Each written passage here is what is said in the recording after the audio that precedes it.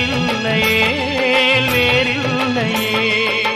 சொந்தமென சண்டை போட்டு ஒரு சிந்து படுத்திடவா, சிந்துகளை சொல்லி சொல்லி உனை அள்ளி எடுத்திடவா.